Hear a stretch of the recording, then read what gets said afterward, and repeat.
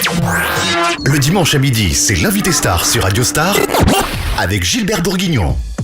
Bonjour et bienvenue. Ce dimanche, on va parler de sport, on va parler un petit peu de politique. J'ai le plaisir d'accueillir l'ancien journaliste, la voix de l'Olympique de Marseille, Avi Assouli. Bonjour Avi. Bonjour Gilbert. Alors Avi, on peut dire que dans le paysage journalistique, vous êtes un personnage atypique. C'est ce qu'on me dit. Alors comment vous avez débuté votre carrière de journaliste ? À Marseille, un peu avant, ailleurs à Besançon dans le Doubs, mais à Marseille surtout, par un petit journal, un petit magazine pour enfants, où je suivais un peu l'OM et j'écrivais de manière pour que les enfants puissent suivre ça de 10 à 15 ans, quoi.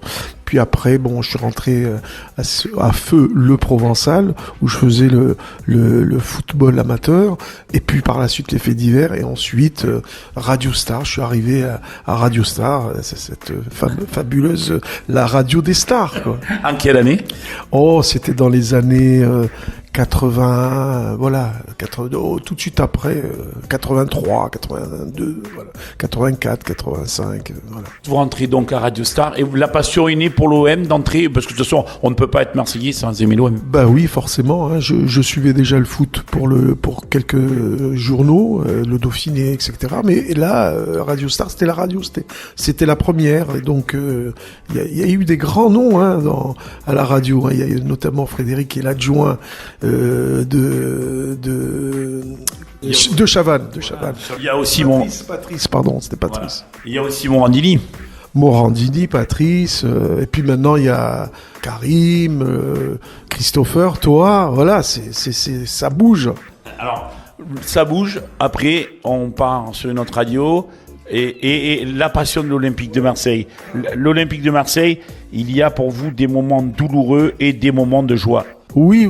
Après, comme vous dites, il y a eu Fun Radio, puis France Info où je faisais des interviews seulement, et puis je suis passé à Radio France Marseille. Puis après, c'est devenu France Bleu Provence aujourd'hui. Mais oui, c'est vrai, il y a eu des moments de joie et des moments de peine, et surtout Furiani, bien sûr. Mais j'ai suivi l'OM pendant une trentaine d'années, et il y a eu cette descente en Ligue 2. C'était fabuleux parce que c'était des petits villages. Quand on va en Ligue 2, on va un peu partout, la France profonde. Et puis après, c'est passé sur évidemment la remontée, puis il y a eu Furiani, et puis la grande joie, la joie unique, celle qui va durer encore des années, pour pas dire des siècles, quand l'OM a remporté sa fameuse Ligue des Champions. Alors, vous avez connu dans cette épopée européenne l'époque de Bernard Tapie. Oui, la plus belle des époques. On va pas faire ancien combattant, mais on avait les plus grands joueurs de France, les meilleurs de Français, puis les meilleurs européens, pour pas dire les grands joueurs du monde, des entraîneurs de très haut niveau, des joueurs de haut niveau. C'est un peu, ça correspond aujourd'hui à ce que on voit à Barcelone ou à Paris. Mais c'était une autre époque. Quel est le joueur qui vous a le plus marqué ? Il y en a eu beaucoup. On peut pas. Il y en a eu tellement qui sont passés à l'OM. Je vais pas donner des noms, mais les Boli, les Papin, les Casoni, les Amoros, les Kopke, les Moser, et les Pelé, le père, hein. Et puis voilà, il y en a eu tellement. Les Stojkovic, les Baka.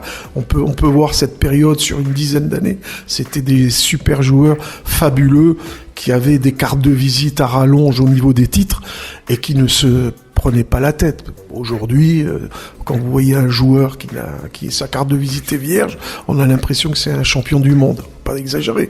Quand on voit les Deschamps qui ont remporté, les Dugarry, les Blancs, tout ça s'est passé par Marseille. Et ça a fait la future grande équipe qui a gagné la Coupe du Monde, parce que ce sont eux qui ont été poussés par cette envie de victoire. Vous voyez, ils avaient la victoire en eux.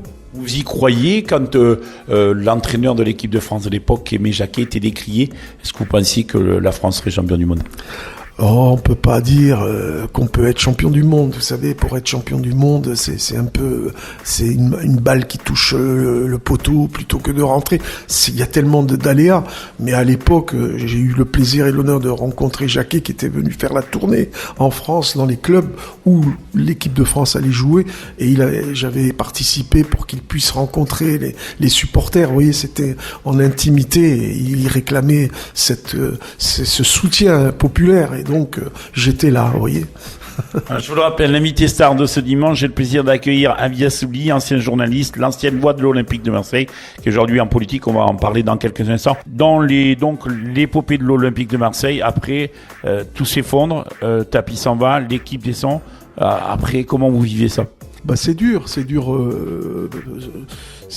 au niveau de l'émotion, des sentiments, parce que on se sent trahi, on se sent jeté, abandonné, mais bon. Un club comme l'OM, vous savez, il y a une passion, c'est énorme. Marseille, c'est énorme. On vit le football. C'est autre chose qu'ailleurs. Donc l'OM fait partie de la vie. Et quand l'OM gagne, il fait beau, le soleil, on a moins d'histoire. C'est vrai que, comme Charles Aznavour dit, la misère est moins dure au soleil. Là, quand l'OM gagne, c'est moins dur, c'est moins difficile. Quelle est la marque de fabrique de Avi Assouli quand il commentait les matchs ? Écoutez, quand tu rencontres quelqu'un, il dit, tu vois, oui, entre nous, hein, ils me refont, il y en a qui refont la voix. Oui. Bon, mais le bonjour à lui, hein, oui, mais moi je suis comme ça. Pourquoi ne pas donner le bonjour à quelqu'un qui est dans un hôpital, qui vous écrit une semaine avant? Est-ce que tu peux me donner le bonjour? Ça lui donne, ça fait vivre, c'est sympa.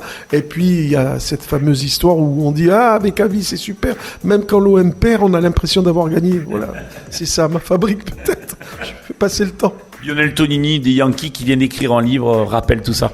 Oui, je en suis reconnaissant. J'ai pas pu aller à sa dédicace, mais le cœur y est, quoi. Comment vous voyez l'OM aujourd'hui avec cette année Bielsa, on part sur les chapeaux de roue et puis là tout s'effondre. Oui, c'est vrai que là, maintenant, on est déçus parce qu'on a tellement cru au titre, carrément, parce que Paris était emmêlé dans sa Ligue des Champions.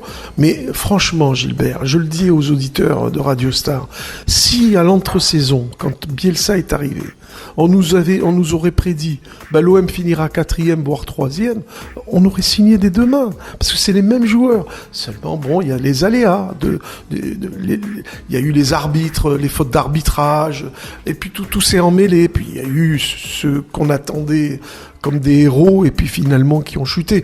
Moi, ma grosse déception, c'est pas l'entraîneur. Vous savez, c'est pas l'entraîneur, ça fait partie. Mais il y a eu des fautes. Certains joueurs, moi, je veux pas jeter la pierre, mais Thauvin, c'est quand même une grande déception. Ce garçon, j'ai pas compris. Il a du talent, mais que fait-il ? Il est où ? Il n'est pas concentré. C'est dommage. Et pourtant, Bielsa lui a donné beaucoup de chance. Il l'a mis titulaire à chaque fois. Et voilà. C'est pas facile, l'OM. C'est pas facile. Alors forcément, on peut quand même juger Bielsa, pas Bielsa. Il laisse personne indifférent. Mais il a fait du bon boulot en première partie. Là, ça commence à s'écrouler. On verra dimanche si l'OM parvient à gagner et à vaincre Monaco. Mais c'est difficile. Je pense qu'on finira 4e.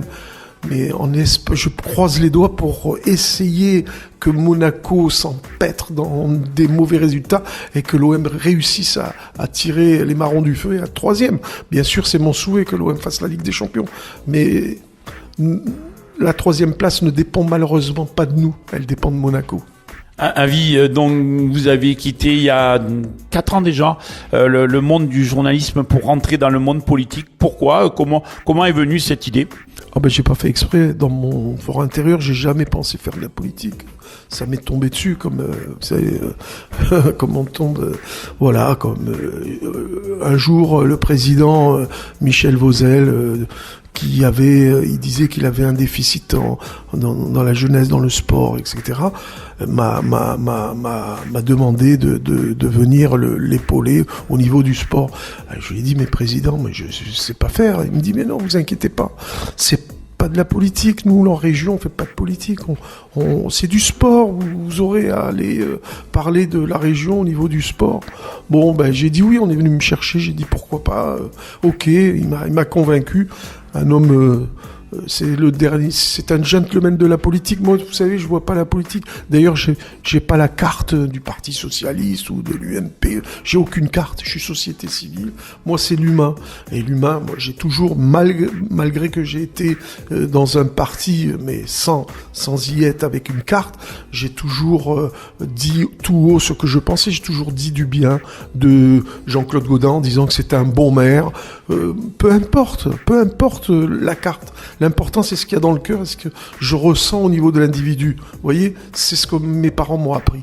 Vois l'individu, vois ce qu'il a en lui, ne vois pas ce qui l'entoure. Comment vous avez vécu ce début de l'année avec Charlie Hebdo, avec tous ces événements ? Ah ben, triste. D'ailleurs, comment les heures les plus noires de l'histoire mondiale, voire de la France et de l'Europe, nous ont rejeté 60 ans en avance. L'obscurantisme n'a jamais été très bon pour le peuple, pour le monde. Vous savez, quand on a des idées noires comme ça, mais comment on peut aller assassiner des enfants, tuer des policiers, tuer des êtres humains, des civils comme ça, froidement? Mais faut être fou. Mais c'est quoi?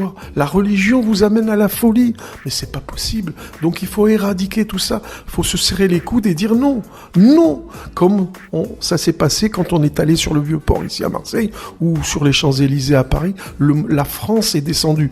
Pas toute la France malheureusement, mais je crois que ceux qui ne sont pas allés ont eu peut-être peur d'autres de ces islamistes djihadistes. Vous voyez, moi je crois en l'homme.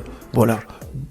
Je suis pas un religieux. Dieu croit en l'homme et l'homme doit croire en Dieu, entre guillemets. Mais croire à quoi? Croire au cœur, à l'humain. Ça, il y a du bon et du mauvais. Donc quand on voit du mauvais, faut l'écarter et garder le bon. Essayez de faire du bien, voilà. Et c'est pas facile de faire du bien. C'est plus facile de faire du mal.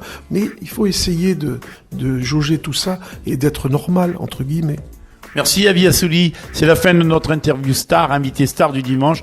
Je vous souhaite un bon dimanche à l'écoute de Radio Star, allez l'OM et je vous retrouve dimanche prochain. Radio Star.